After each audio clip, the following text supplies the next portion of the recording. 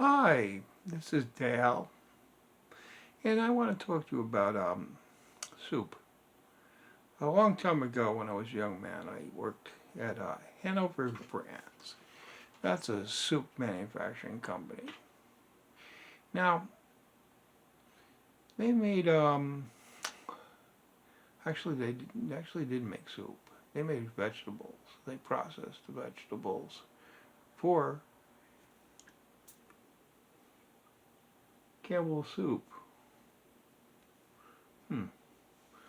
Anyway, the thing of it is I worked in all certain jobs. Okay, most of the times I was on a night shift. They run three shifts in a food processing plant. Day shift, afternoon shift. Okay, they process food. In the third shift, the night shift, they clean the place up. So every third shift, okay, in the middle of the night, is a cleanup crew going through the place and hosing it down. Okay? Now, hosing it down not with regular hoses, they're hosing it with steam hoses. A kind of hose that puts out so much pressure that you actually lean into it as it comes on. As the water shoots through, it's okay. And then all of a sudden they start adding a little steam, a little bit more steam, and you have to lean forward. Then in one place in the back area, they had a high pressure hose that if you let go of it, it would hurt you. It would whip around like a wild snake ready to smack you in the head. And it had like a 6-8 horsepower electric motor, and it had its own reservoir. And when the reservoir ran out of water, it would stop. But most of the times it didn't stop, but it was a powerful hose.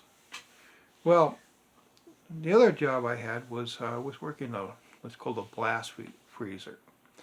And the way the blast freezer worked is it was the last, it was the last thing under the line. Air would come up, frozen air. Okay, I don't know how they managed to freeze the air, but that frozen air come up underneath the product, and it would had about 4 feet to go through this um, refrigerator.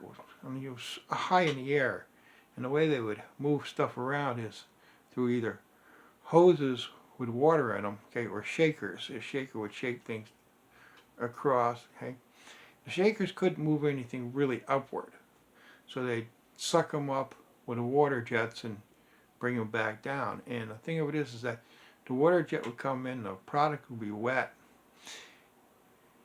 and it'd go into the shaker, and the shaker would shake it. And there was a gate, and my job was to make sure that it was frozen before it jumped over the gate and went down a chute and into what's called a pallet box. And a pallet box is actually what it is. Bigger the size of a normal pallet, bigger about 3.5, 4 feet high, and the size of a pallet box around. Okay? Figure a heavy Mylar or a plastic bag inside it, and the product go into that plastic bag. They close it up, tie it up, and put another cardboard lid on it, seal it up, and send it out into another freezer. Okay, so big that forklifts could drive in and out of it. All right. So the story is that why Campbell's? Well, when they were processing string beans, there was a guy on the end of the line next to the pallet box, and he was putting a thermometer in, and he was checking the length with a caliper and the size with a caliper. And finally, one day, I just went up to him and asked him, I said, "What are you doing? Hey, you know, you don't belong here. Okay, Hanover has got their own crew for quality control. And they're not checking every pallet box. Okay, not on any other product. Okay, and then there's the federal inspector out there. Okay, and the federal inspector, well, he was God. He would watch all the product come in, and he'd take a sample, go out to a microscope, and I guess he was looking for bacteria and any other little bugs. And there was loads that he would reject. He'd say, whoa, whoa, whoa, stop that one right there, that truck. Take it out of here and get rid of it. And the farmers weren't happy with that guy because they ended up taking their trucks, and actually were on trailers, and dumping it on the nearby fields. Oh, he wasn't liked by the farmers. The Hanover people didn't care, because I think they were paying his salary, but they couldn't tell him what to do. He was like God. He would come in the morning, every morning. Okay, he'd start off, and the guy would walk through the place with the management, okay, and he would look for places where we missed cleaning the place, like underneath conveyor belts and shakers, and in the little tiny corners that you really couldn't. You had to get on your hands and knees and clean out. Oh, hey, the crew in the morning weren't happy if we missed stuff because they're the ones who had to clean it out. The place didn't start without his approval. But anyway, let's get back to the guy measuring the string beans. He worked for Campbell Soup.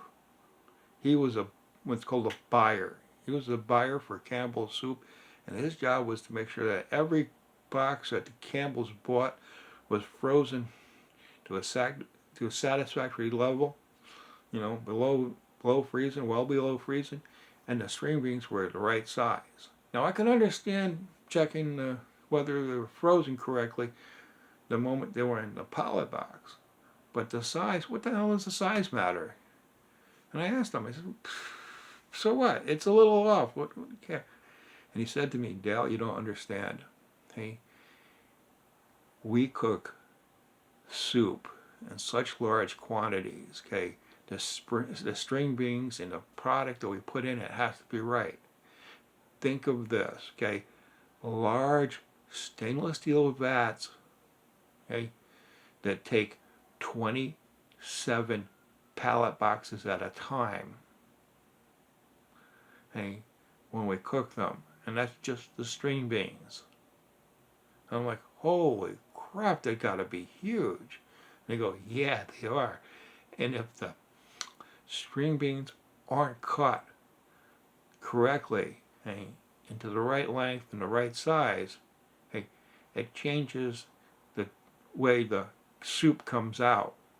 And I'm like, really? He goes, oh yeah, okay.